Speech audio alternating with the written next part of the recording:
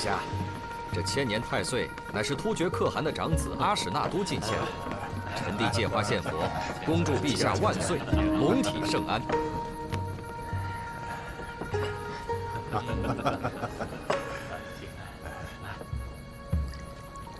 好，好，好，好。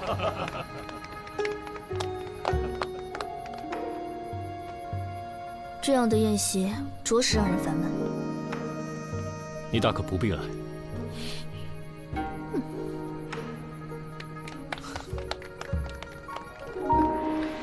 陛下，臣弟已命人将太岁给您取来，还请稍后。今夜正是客，一切听主人吩咐。陛下说笑了。王爷，王爷，王爷，林飞白，啊，干什么慌慌张张的？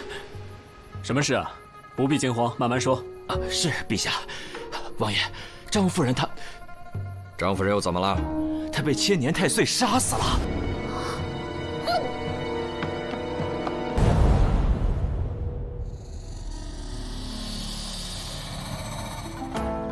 萨摩多罗，来了来了，说吧。我家那口子最近有没有和那个小骚货来这吃饭5文钱包打听，我给你10文。之前来吃过一碗面。什么？这个臭不要脸的，死心不改，看老娘回去怎么收拾他！我觉得这事儿啊，你也别太往心里去。男人嘛，谁还不会有点死老外，嫌最近日子过得太舒坦了是不是啊？那2口子要是在店里掐起来，你端着呀？萨摩，哎呦，我的炮爷，您今儿怎么有功夫亲自来视察？我告诉你，别想躲，老娘跟你没完！吴王府昨晚设宴，老大和子苏都受邀了。什么宴会？有个叫阿史那都的突厥王子送了吴王一个千年太岁。哦，这个吴王呢就想献给陛下，没想到王府侧室夫人横死，结果呢就把我老大生生搁里头了。说是那侧室夫人被太岁所杀，你们说邪门不？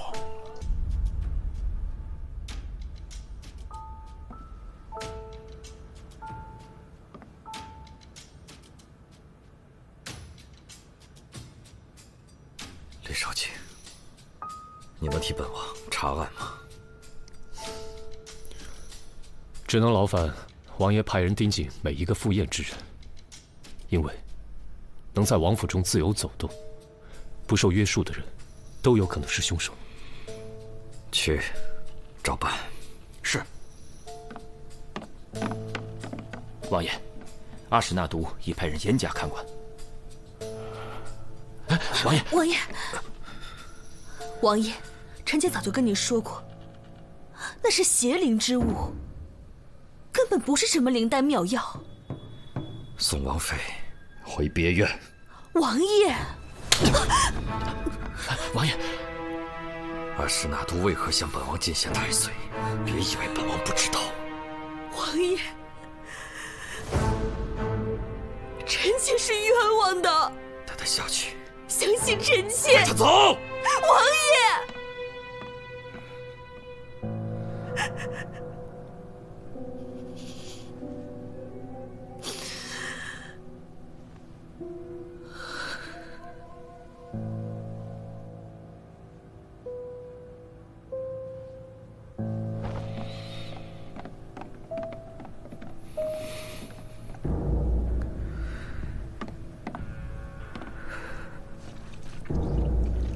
李少卿，这件案子就拜托你了。飞白，他会协助你们的。是，下官定当竭尽所能。本王先回了。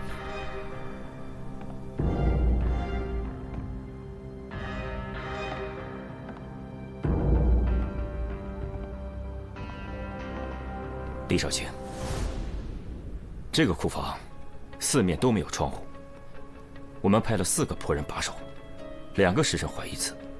刚才下官也问过仆人，除了张夫人的婢女明月硬要他们离开入乡的时间外，再也没有离开过。官人。上面是夫人让我这么做的。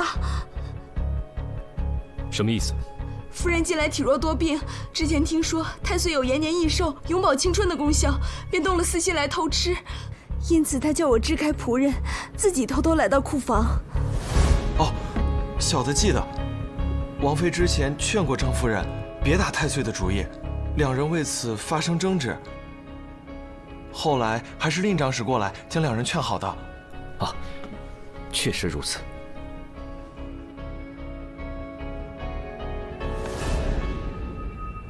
保护好现场，将尸体送往大理寺。啊，是。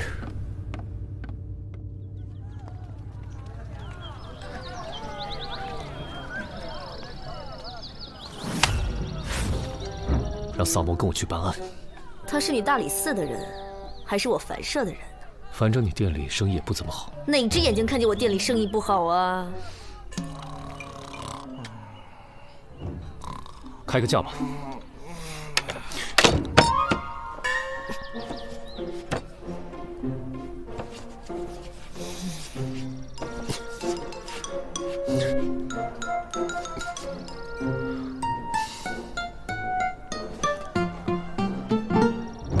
我这个月的俸禄已经花完了，等这个月过了再付款。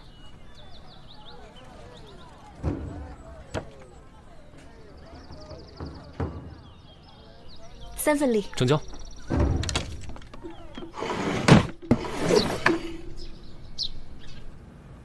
哟，大仵作，吃饭呢？一块儿吃啊。行吧。哎，这什么？水蛭啊。你从哪儿来的？从张夫人鼻子和下体取出来的。要不要加点酱汁当刺身吃？谭少燕，你现在口味越来越重啊。那个，对了，那个尸体验的怎么样了？老大问。我已经验过了，死亡时间是在昨晚的戌时左右。死因呢？应该是被击晕之后，大量的水蛭同时叮咬，造成失血过多而亡的。从这个创面的数量上来看，应该有上千条之多。但是，这些水蛭有点奇怪，叮咬的都是血脉密布之处。哦，这些小家伙还挺凶残啊！哎，那个死者是什么时候被发现的20时。我能看一眼尸体吗？随便。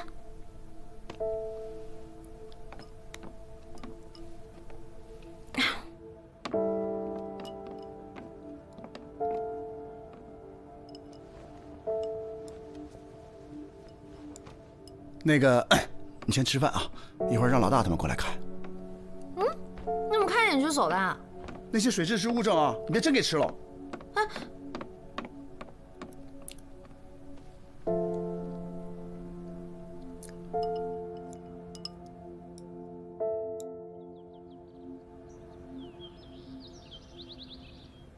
王爷，听说当天宴会开始前，您与令长史独处了1个时辰。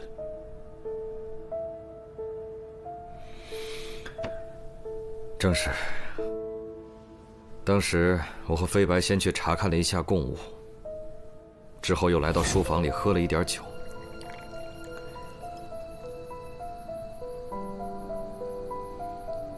谁知道本王困意上来，便让飞白看着时辰，小憩了1刻钟。王爷是什么时候睡的？下官记得应该是戌时3刻。没错，本王当时还特意看了一眼漏刻。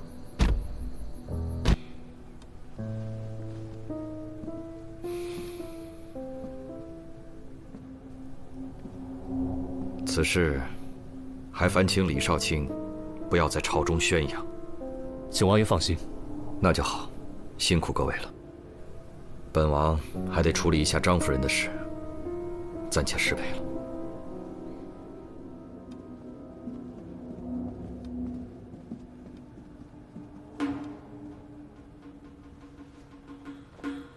吴王点儿真背啊！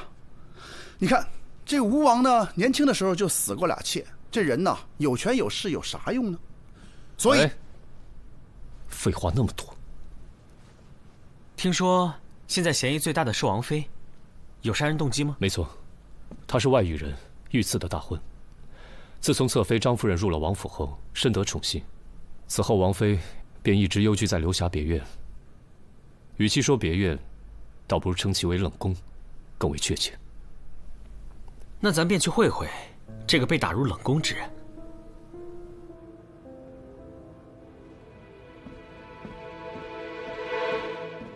李少卿，请恕素衣瞒报之罪。昨日王爷将她送回别院后，王妃就悄然离去，再也没有回过王府。那你最后一次见她是什么时候？你要是敢说谎，李少卿会把你关到牢里去。素衣绝对不敢欺瞒李少卿。昨日宵禁之前，王妃找我借了套衣服，说是要去西市一个叫什么七贤的客栈，这剩下的我就不知道了。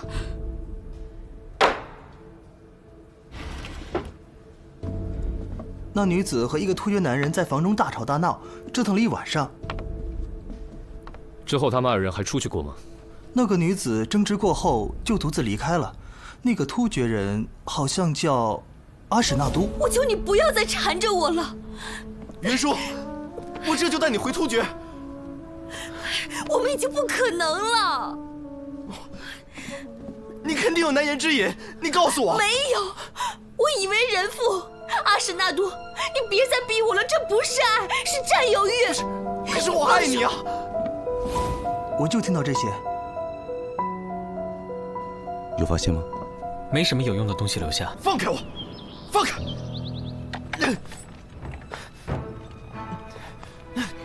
本王是被冤枉的。本王没有杀人。没问你话的时候不能开口。案发后，王妃换了婢女的衣服前去找过你。没错。她为何要去找你？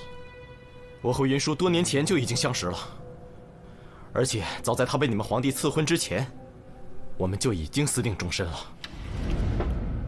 在七贤客栈，我想让她跟我走，可是云舒。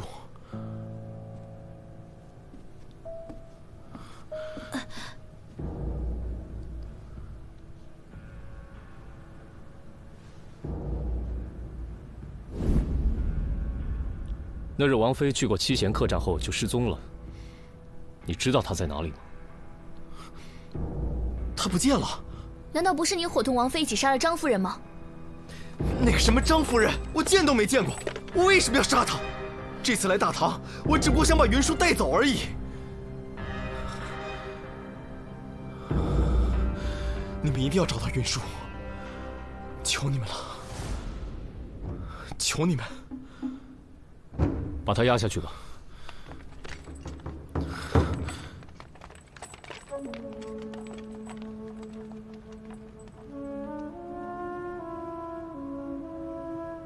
那你现在还觉得是他伙同王妃杀了张夫人吗？难说。你审不出，我接着审吧。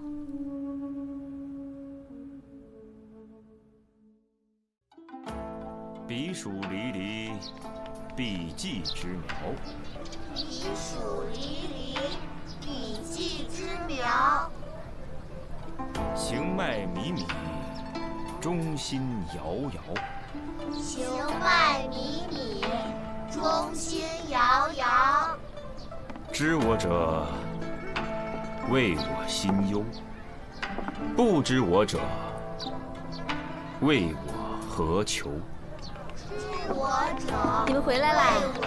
李治，你认识了这么好的朋友，应该早点介绍来认识认识嘛。李少卿，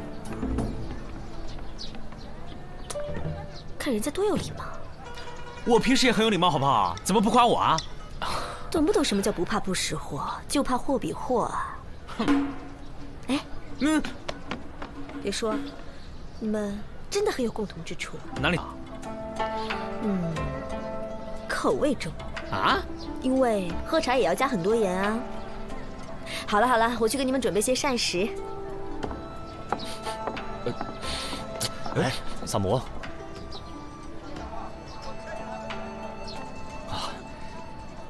李少卿，你这个香囊戴很久了吗？萨摩，令长史，那个萨摩多罗有点奇怪的癖好，见谅啊。你这个香囊哪儿来的？这个香囊是我在西市胡商那儿胡乱买的。这个里面的药物可招虫子了，建议你不要再带了。是吗？来给我。难怪我最近老招虫子。令长史，你是查到什么了吗？啊，回李少卿，飞白从素衣口中得知，王妃有一个腰坠，一直舍不得离身，但如今却留在了梳妆台里，此事略有蹊跷。这玉坠有什么来历？玉坠是王妃出阁之前便有的，花纹特别。有什么特别啊？啊，一看便是突厥之物，而且阿史那都也有一个。令长史跟突厥王子关系很好吗？啊，我二人此前算是点头之交。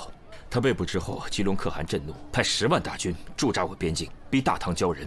倘若不交出突厥王子，他们便要派兵南下。这案子再不破，恐怕两国交战在所难免啊！萨摩，我们一起重回命案现场。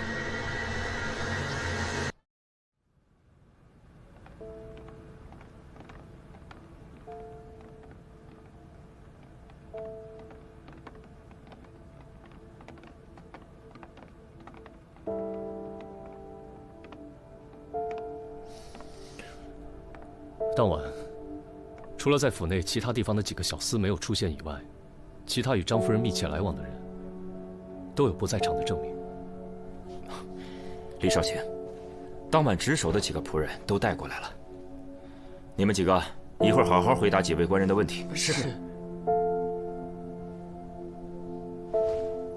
当晚，除了张夫人的婢女明月叫你们出去，你们再也没离开过。是的。那天晚上可有什么异常？没有什么异常，只是确实听到了什么东西被打翻的声音。当时小人还以为进贼了呢。我们过去查看，发现对面杂物间的窗户破了个大洞。那张夫人是什么时候离开的？不知道。到对面杂物间看看。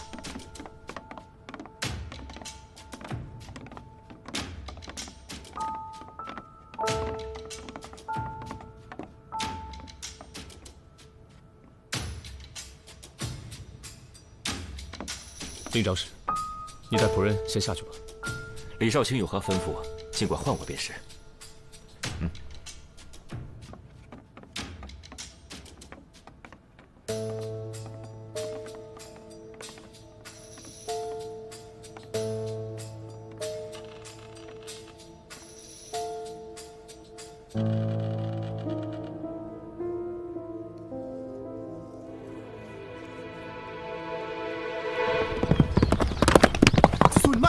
别摔着啊！提审时，阿史那都亲口承认，曾在长安附近置屋，以便与王妃幽会。看来，就是这里了。子苏，一会儿这样啊，一会儿我数1、2、3，我一踹门，你就冲进去啊！哎，凭什么是我先冲进去啊？那这样啊，我数1、2、3，你推门，我冲进去。预备，1，哎！别进来！怎么了？那个吴王妃死了啊！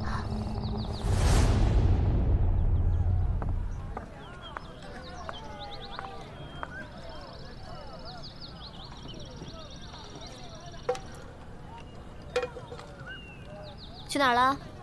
查案。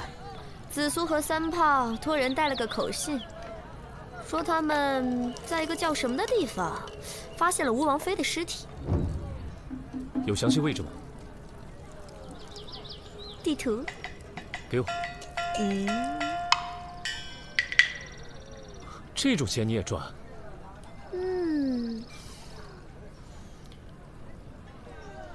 给你。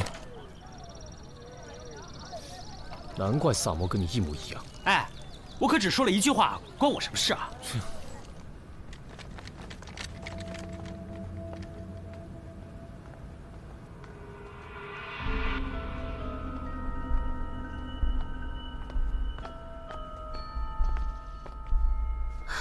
死者死前曾被绑在了椅子上，导致手腕、脚腕处有紫色的淤青。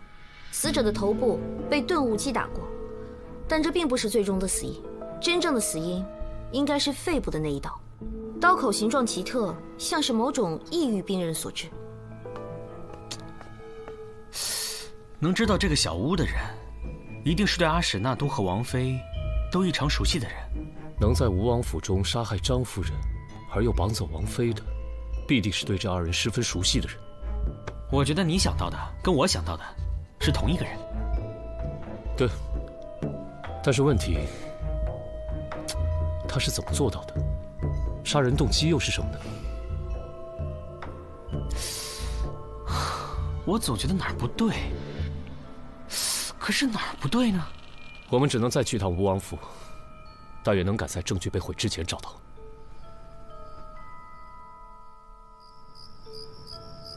当时他们二人就在这个房间里喝的酒。没错。中途可否有人离开过？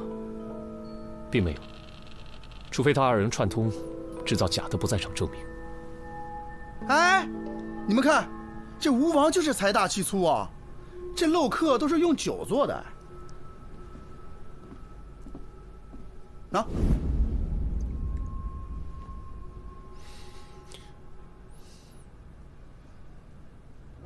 没错，是酒。大理寺查案。几日前，吴王府参加夜宴的官员，是不是你们驿站负责接送的？正是。你可记得当夜发生过什么不寻常的事吗？当然记得了。记得当日一位官员差人把马匹送回来的时候，身上竟然有好些个水蛭。你确定是水蛭？啊，小人比谁都心疼这些马儿。那位官人是不是在宴会上偷偷将小锥儿弃沟里去了？送回来时，马身上钉了好多水蛭，个个又肥又大的，真是心疼死我了。哎，是哪一位官员啊？这个，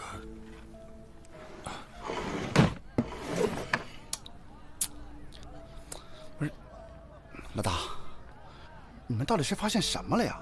这陛下给了3天的期限，马上就到了，咱咋还在这喝茶呀？如今，已经能破了他的不在场证明。杀人动机究竟是什么呢？这有什么是什么的呢？杀人动机无非就2点：一，钱杀；二，情杀。前者关系到利益，后者关系到情感。钱虽不算多，但是它够用啊。情，他与这2个女子也很难有感情纠葛。老大，这情杀又不一定非在男女之间。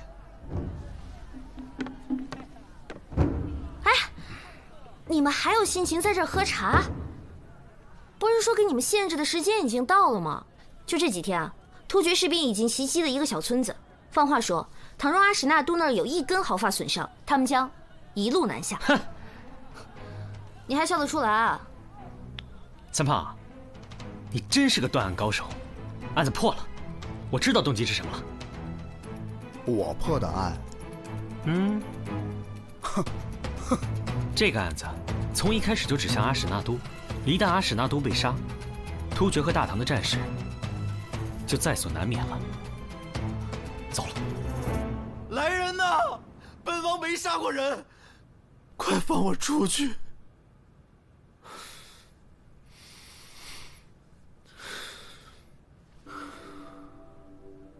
云舒，云舒，你放心吧。待我从这里出去以后，我就去找你，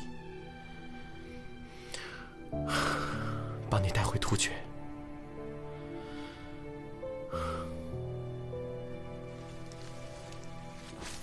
我们此生再也不分开了。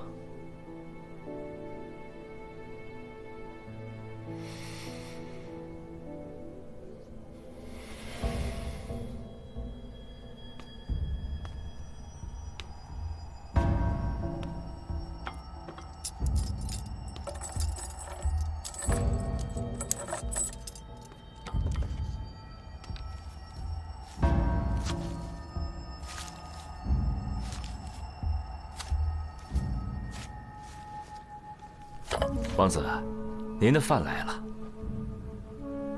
最后一顿，吃了吧。滚！出去！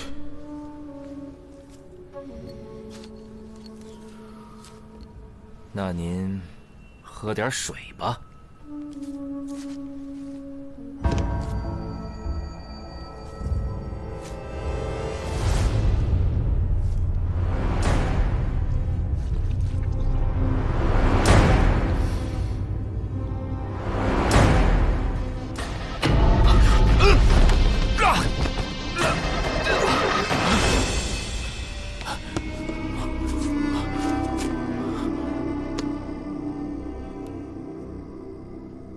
令长史，想不到你还是一个会操纵重置的伽罗师啊！官人，小人不知道你在说什么。还演戏呢？被自己培育的水蛭吸血，感觉很爽吧？你口重，喝茶都放盐，就是为了抵御水蛭吧？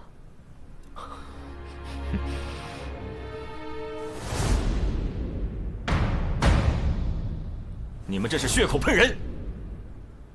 别忘了，夜宴当晚，下官可是有不在场证明的。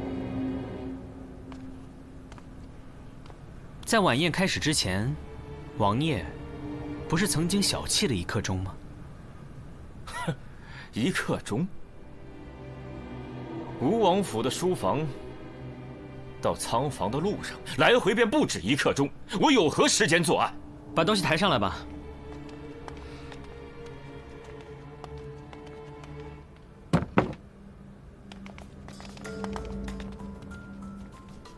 那天晚上，你与王爷在书房里对饮，你的座位应该是离这个漏客最近的吧？你在事先带来的酒里就动了手脚，让王爷昏昏欲睡，主动提出小憩。王爷睡前看到漏客是虚实3刻，睡后看到是4刻，他自然就会以为自己只睡了1刻钟。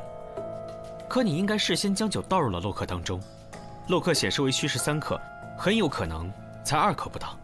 你杀死张夫人，赶回书房，再用酒杯将多余的水舀出即可。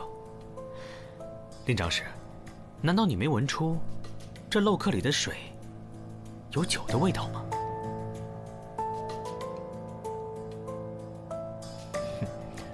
我不知道你在胡言乱语些什么。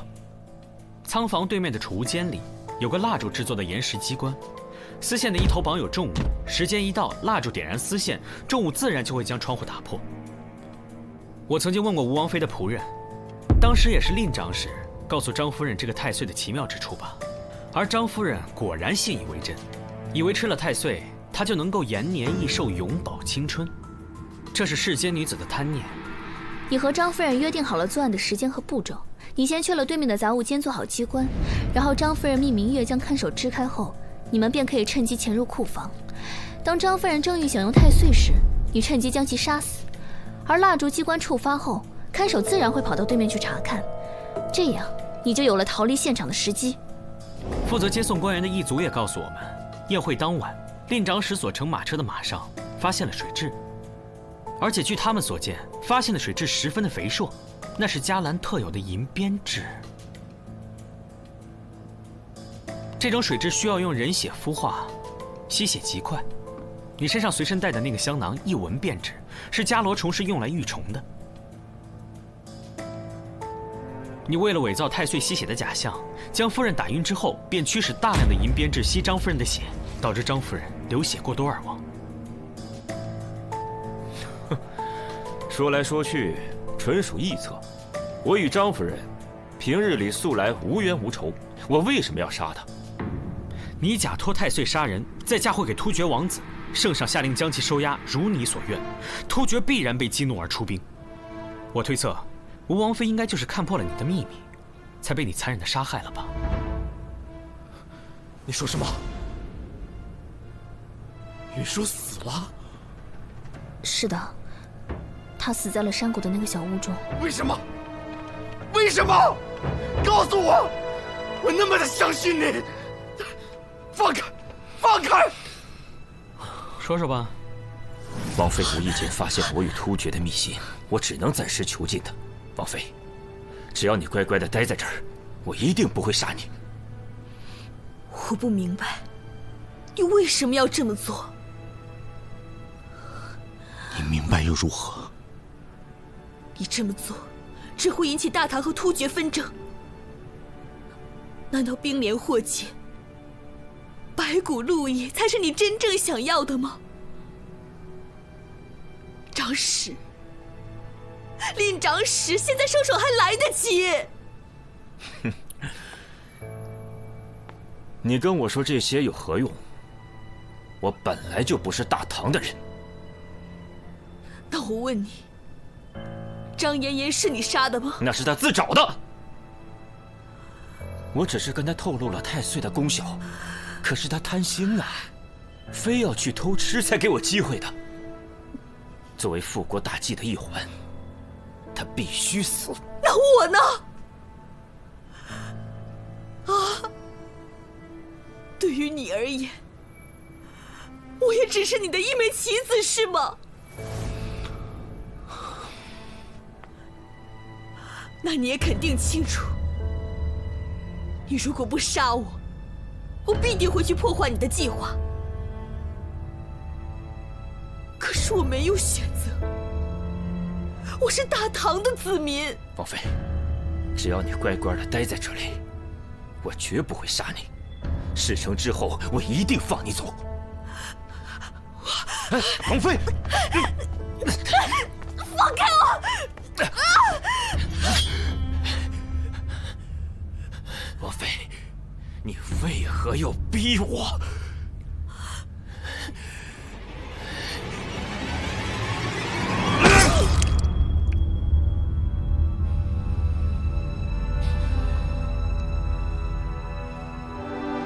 李飞白，你为什么要杀袁术？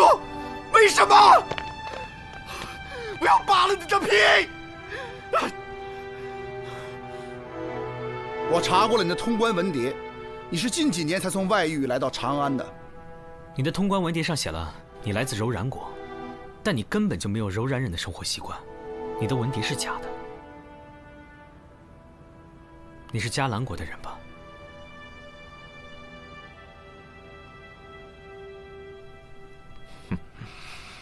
萨摩多罗，别忘了，你也是迦兰国的子民。你忘了，咱们的国是被谁灭的？咱们的家又是被谁破的？啊，是大唐！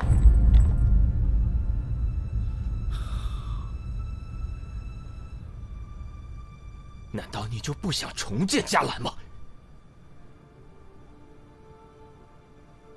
没有国，我们一个个的全都是无主的游魂。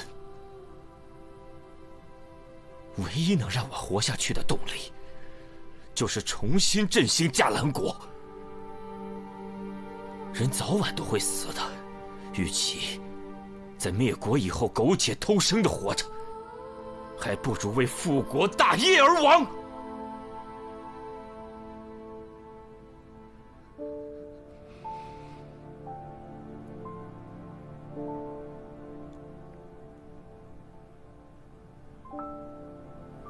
那我问你，你复国是为了什么？为了什么？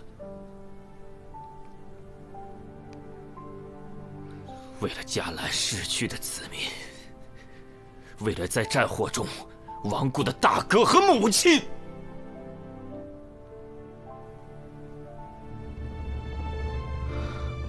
那你这不是复国，是复仇。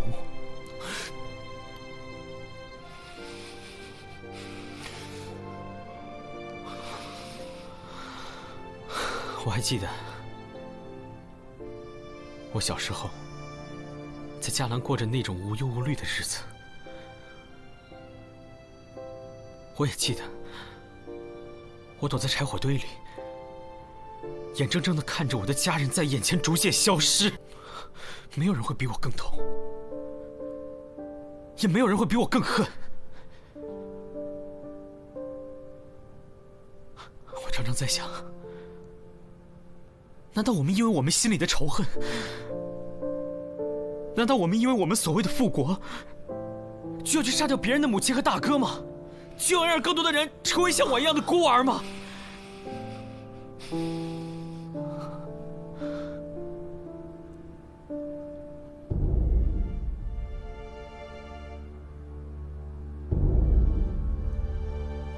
你问我恨吗？我当然恨，但是我更痛恨战争，痛恨一切打着国家名义残害无辜生命的行为。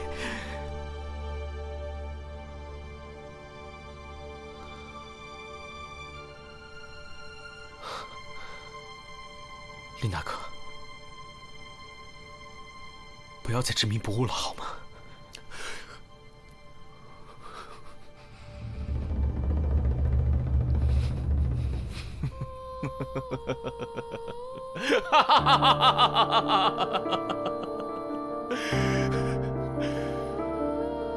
不知我者，为我何求？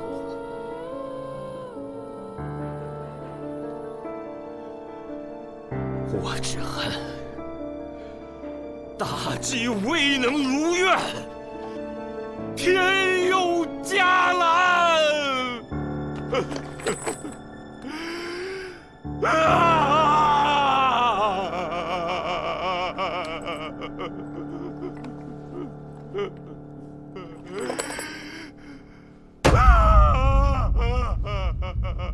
拉下去斩了！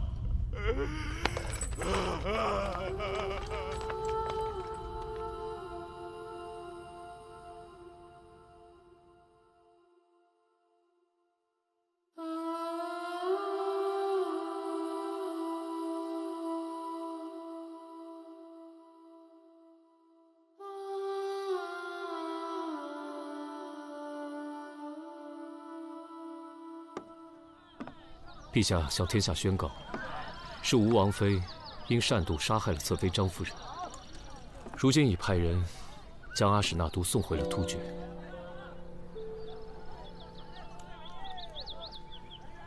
这个事儿就这样结了？也许这样才是最好的结果。也不知那些迦兰遗民会不会受到迁怒。哎呀，这个国家早就已经覆灭了。双叶。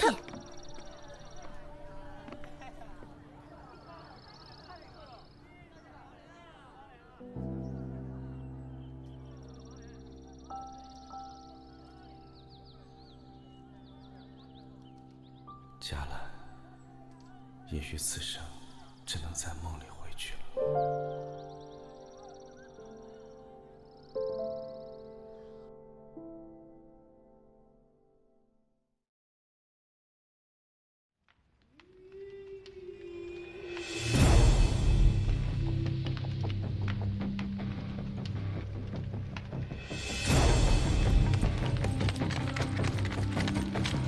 启禀国师，令妃白折了，验明正身，即日处斩。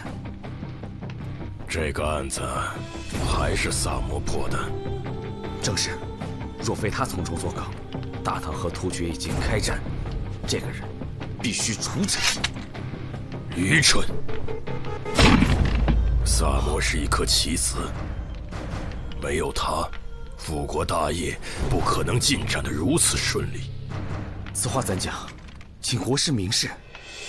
自始至终，萨摩都是我手中利器，替我铲除了无数障碍。我从黄泥章救出波斯人和赵匡国，为他们制定复仇计划，目标只有一个：兵部侍郎度良源。萨摩与李治相识不久，不想被卷入朝廷纷争。所以，当他意识到赵匡国假死，却未揭穿，我让波斯人服毒自尽，只是想给他们一个由头，尽快结案，好让赵匡国能伺机刺杀度良源。度良源是朝中最熟悉西线边防的将军，他死以后，大唐西线羸弱，给了我们长驱直入的可能性。国师英明。度良源死后，我安排心腹顶替兵部侍郎之职，遭到吏部尚书的阻挠。随后，大理寺开始调查灵猫杀人案，我派人杀了平康坊的雪儿，把线索引向刘尚书和他堂弟。调查过程中，大理寺发现刘尚书利用职务之便私通胡氏，索要并报一事。刘尚书被迫辞官。那群毛贼原本下药把人迷晕后实施抢劫，苦主醒来后会认为是黑豹所为，没想到之后会内讧杀人。萨摩办案时居然敢服毒，让我意识到他对大理寺那些人产生了信任。李治那一刀没白挨。圣恩寺的僧人都是隋朝投诚的老臣，与李渊交好。新皇登基之后，他们惶惶不可终日。我派去搜寻藏宝图的探子被他们杀了。随后，我在朝中释放消息，让李世民对他们心生疑虑，派大理寺介入调查。案发后虽然有小僧顶罪，但为了化解皇上的疑虑，他们不得不交出藏宝图，以表投诚之意。那张图在押送过程中已派人临摹，相信很快能找到藏宝之处。苏秀才休妻，在我的诱导下，琪琪对苏秀才下了毒，热毒封喉，窒息之际，用刀切割器官，试图求生，却死于刀伤。赵思南伏法后，他爹赵校尉被牵连，空出武备库的职位，自此，长安的武备库便落入我手。走私军械也正是从这一步开始的。在我的安排下，东水村李正率领村民盗窃金库。案发之后，李正充当了替罪羊，掌管金库的太傅司卿被撤职，盯上去的是个庸才，镇不住手下官吏。这个口子一开，朝廷财帛唾手可得。独子惨死，灵堂还魂。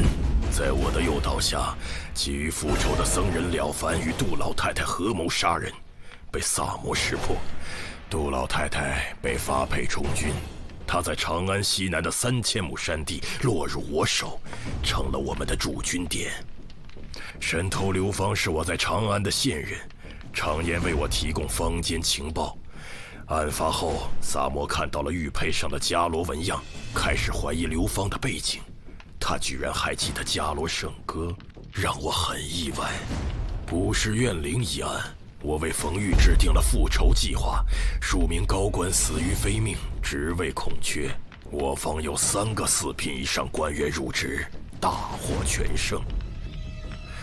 保平谷阴兵过路，孟昭复仇也是我安排的。此案让兵部尚书陆明仕途终结，之后顶替他的是顾明章，此人有把柄在我手中，这颗棋子随时可用。刘员外儿子造孽，我为苦主制定了复仇的计划。结案之后，朝廷严查民间马贩，清除胡商，之后渠道和资源便落入我手。接下来，在新任兵部尚书顾明章的默许之下，大唐的战马供给就由我控制了。杜元山替我走私军械被盯上，只能牺牲他了。他死后，火枭落入法网。多亏萨摩，唯一对我们有威胁的官员也不存在了。邓维曾经治好过天花，这就意味着若有战事，我军就能利用天花作战。在我的诱导下，邓维用我给的药物毒杀了贾仲元。他死后，天花秘术便落入我手，可以在一夜之间让大唐军队彻底丧失战斗力。大唐与吐蕃关系缓和，对我们不利。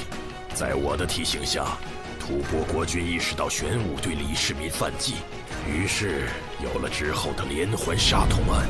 结案后，吐蕃使臣被急召回国，这正是我与吐蕃修好的大好时机。户部林侍郎的案子，重点在那个大秦杨一。之前我高价聘请，遭到婉拒。案发后，他遭到牵连，严禁在长安城行医。我趁此机会将其拿下，为我军培训大批军医。太常寺郑少卿是皇上面前的红人，案发后朝堂上议论纷纷，他被迫辞官，顶其位的是我们的人，能与皇上朝夕相处，随时向我汇报朝堂内外的动向。信鸽能在开战时传达作战信息，但优秀的歌种可遇不可求。我之前曾花大价钱向黎志桥买鸽子，但这呆子拒绝了我。于是，我便诱导赵雷对他下手，引发了之后的一系列案件。黎志桥落入法网后，他的信鸽都落入我手。麻风病与天花一样，都能成为战时的武器。